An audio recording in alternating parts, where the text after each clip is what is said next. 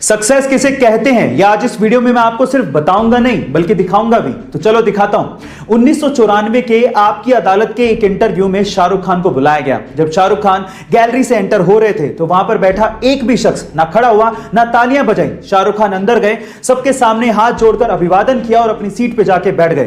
तो वहां के लोग कुछ इस तरह से रिएक्ट कर रहे थे, ना जाने किसको बुला लिया हो। लेकिन 21 साल बाद साल 2015 में जब शाहरुख खान को आपकी अदालत के इंटरव्यू में दोबारा बुलाया गया तो दीवानगी का आलम कुछ अलग लेवल पे था। लोग खड़े हुए, सीटियां बजाई, तालियां बजाई और शाहरुख खान का अभिवादन किया। गाइस, इसी दिन के लिए तो हर इंसान जी तोड़ मेहनत करता है। वो कहते हैं ना, खुद ही को कर बुलंद इतना कि खुदा बंदे से खुद पूछे बता तेरी रजा क्या है। गाइस, आप लोगों ने सुपर हीरो में सुपरमैन का नाम तो सुना होगा, वही नीली पैंट पे लाल चड्डी पहनने वाला। लेकिन मेरा सवाल यह है कि उसकी कॉस्ट्यूम पे, छाती पे यानी चेस्ट पे जो एस बना होता है उसका मतलब क्या है। अब आप लोग कहोगे कि क्या बच्चों का सा सवाल पूछ रहे हैं, सुपरमैन है तो ऐसे ही बना होगा ना। लेकिन ऐसा नहीं है, वो एस सुपरमैन को रिप्रेजेंट नहीं करता। एक्चुअली वो एस क्रिप्टोनियन लैंग्वेज से लिया गया है जिसका मतलब होता है होप यानी कि उम्मीद। गाइस, बड़ी बड़ी कंपनीज के लोगो ऐसे ही डिजाइन नहीं किए जाते, उसके पीछे कोई ना कोई लॉजिक जरूर होता है। जैसे कि BMW कंपनी का लोगो मुझे तो बहुत फैसिनेटिंग लगता है। वो राउंड सा लोगो जिसके बीचों बीच व्हाइट और स्काई कलर का एक कॉम्बो होता है। पर क्या आपने कभी गौर किया है कि वो व्हाइट और स्काई कलर का कॉम्बो किस चीज को रिप्रेजेंट करता है? डोंट वरी, मैं आपको बताता हूं। एक्चुअली वो है एक बवेरियन फ्लैग।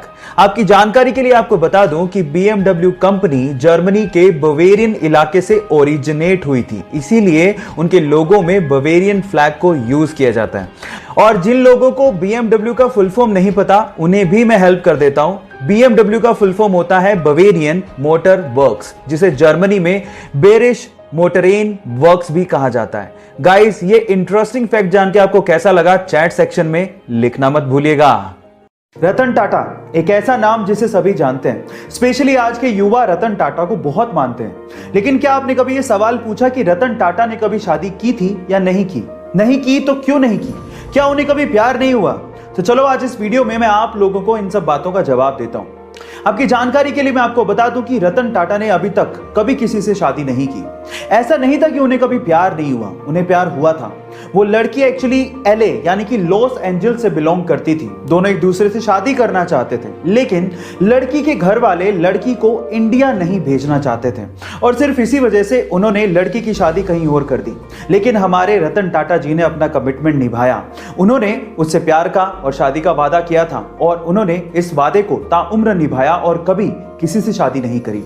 यह है उनकी लव स्टोरी, एकदम उनके जैसी परिपक्व। उसका सपना था कि हर एक आम इंसान भी स्पेस की सैर कर सके। वो सस्ते कमर्शियल स्पेस व्हीकल बनाना चाहता था। इसके लिए उसने अपनी कमाई का 70% पार्ट एक कंपनी में लगाया जिसका नाम था SpaceX। लेकिन शुरू के 3 रॉकेट लॉन्च अर्थ के एटमॉस्फेयर में ही तबाह हो गए। तब एक इंटरव्यू में उससे कहा गया कि अमेरिकन तुम्हारे आइडियाज पे बिलीव नहीं करते, तुम्हें अपना काम बंद कर देना चाहिए। उस वक्त उसकी आंखों में आंसू थे, लेकिन उसने कहा I will never give up. तब उसके पास सिर्फ इतना पैसा बचा था जिससे वो 4th रॉकेट लॉन्च कर सकता था, और अगर वो भी बर्बाद हो जाता तो वो और उसकी कंपनी पूरी तरह से बर्बाद हो जाती। लेकिन उसे अपने आइडिया पे बिलीव था। फाइनली उसका 4th रॉकेट लॉन्च एकदम सक्सेसफुल गया और उसके बाद नासा ने उसे $1.6 बिलियन का इन्वेस्टमेंट दिया। जी हाँ, उसका नाम है एलोन मस्क।